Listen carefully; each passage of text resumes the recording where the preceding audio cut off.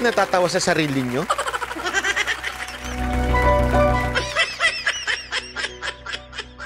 Tapos isisisi nyo pa sa iba, kasalanan ng iba.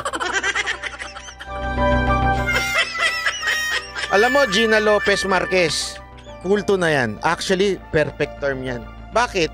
Kasi pagpapaaralin mo, manood ka sa meron kasi ako mga pinapanood sa Netflix sa documentaries na mga kulto.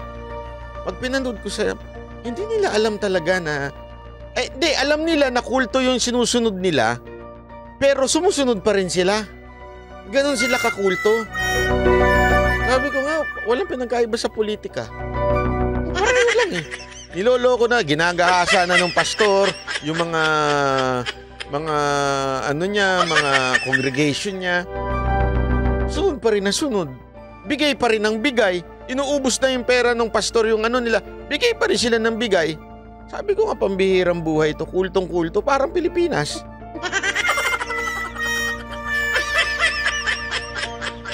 Hindi, sa totoo lang makikita mo yung pagiging kulto. Hindi lang naman sa politika kahit sa vlogger, ang dami diyang kulto.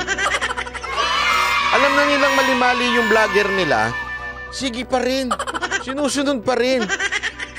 Diba? Isipin mo caught na nila in the act na tinitwist yung truth. Isipin mo, ako at saka si Ana Ruth, pinagagawa nila ng istorya na kesyo nangingi kay Ana Ruth dahil sa mga biro ko dito. Alam nyo naman biruan namin yan. Matagal na namin biruan yan. Yung shades pa lang, biruan na namin yan. Kay Boss Randel, biruan na namin yan. Pero yun ang gagamitin nila to deceive their people, their followers, and yet their followers will believe. How stupid is this?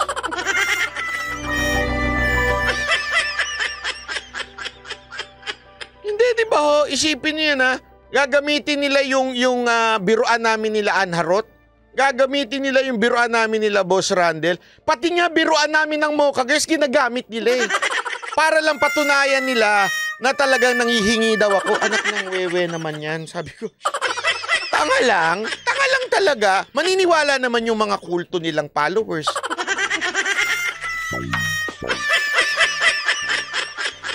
Isipin mo kung ikaw may utak, sandali, magkakaibigan to mga ito Nag-aasaran to mga ito Di ba? Pambihirang buhay yan.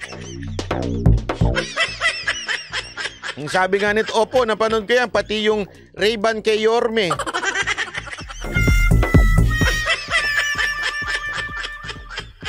Isipin mo yun Yung biruan nyo ni Mocha, dinamay pa.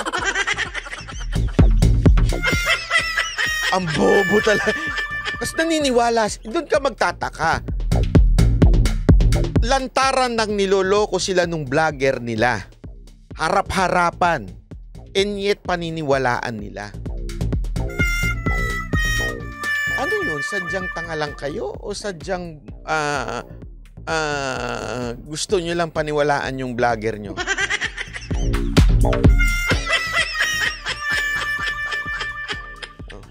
Ang hindi kayo kilala ay maniniwala talaga sa mga vlogger na yun. Pero yun nga isipin mo, kayong mga nandyan, sige nga, yun talagang regular ko, Ang bihira. Si Ana Ruth, hihingan ko pa talaga. Kahit maghubad sa harapan ko yan, tatakbo talaga ako, Joke lang, Ana Ruth, Kahit sayaw-sayawan ako niyan, Mas gusto ko pang tumae. Joke lang, Ana Ruth, biro lang, Gamitin na naman nila.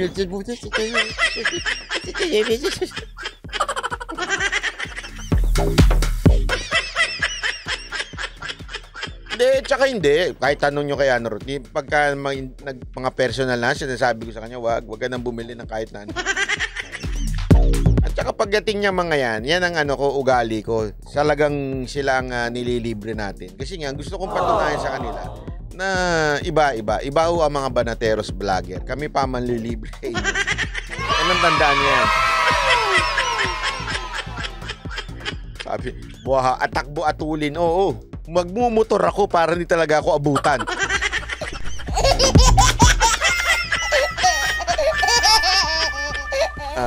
Ayan. Ay, hindi ba nila nakita yung screen na merong blue, green at orange na kung ano masasabi nyo ba? Oo nga eh. Sige nga kayo. Hindi una-una, na-appreciate ko kayo. Okay? Yung mga nagbabakulay niyan. A-appreciate ko yan. Pero kung hindi kayo magpakulay, wala naman din problema. Alam nyo the best yung gawin? Ikalat nyo lang yung video na tungkol dun sa mga topics. Kasi yun ang importante. Para mas maintindihan ng tao yung mga topics. Kasi, huwag na, si Madam Regina talaga eh. Boss, si Ana Rod, dare no, nabibigyan ka ng Ray-Ban at iPhone once magpunta ka ng Paris. Yung ba ginamit niya? Di ikaw nagbiro nun. Yung ba yun? Yung ba yung mga ginagamit nila? Hindi ko alam. Isipin nyo nga isipin nyo, yung mga kababayan natin taga-Europe. Diba, binibiro ko, pupunta ako ng, hindi ko binibiro, tinuloy ko pala, pupunta ako ng Europe. Ni isa sa inyo kinontak ko, oy, magkita tayo. Wala nga ako na-meet dun eh. Diba?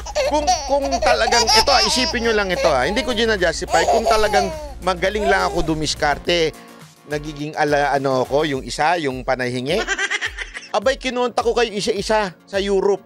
At bawat puntahan ko, tara, labas tayo. Wala nga akong kinausap doon eh. Kau pa nagregalo ng flowers ng birthday ni Ana Rod. Oo nga eh. Ako nga hindi ako tinaguan. Hindi, mahirap. Baka mamaya yung mga chismis pa tayo. Sabihin nila, alam mo naman ako, ayoko ng ganyan. Very tayo eh. Anyway, ito pa. Sa pambalita.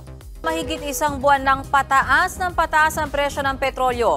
Hirit tuloy ng mga taxi operator gawin ng 70 pesos ang flag down rate. Nasa frontline ng balitang yan si Gerard de la Peña. Holiday ngayon at wala masyadong pasahero, kaya tenga ang maraming taxi. Mukhang hindi makakabawi sa kita, lalo't may napipintong pagtaas ng presyo ng produktong petrolyo. Simula bukas, tataas ng 1 peso and 10 centavos ang kada litro ng gasolina, 20 centavos sa diesel, habang 70 centavos naman sa kerosene.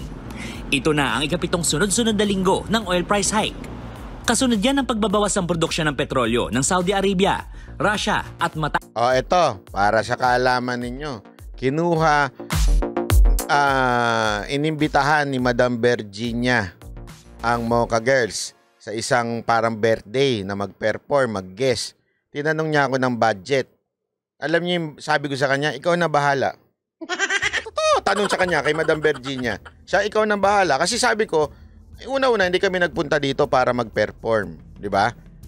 Ako din, binigyan ni boss ng flowers at Godiva. Siyempre naman, madam. Di ba, Madam Virginia? Sabi ko, ikaw na bahala. Nag-abot siya.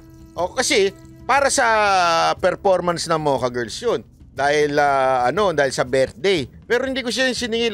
Ito talaga singilan namin. Alam niyo magkano singilan namin? Baka malula kayo. Hindi, kasi institusyon na po ang Mocha Girls. Talagang masasabi kong hindi ho ito yung sexing na gaganon lang ng dede.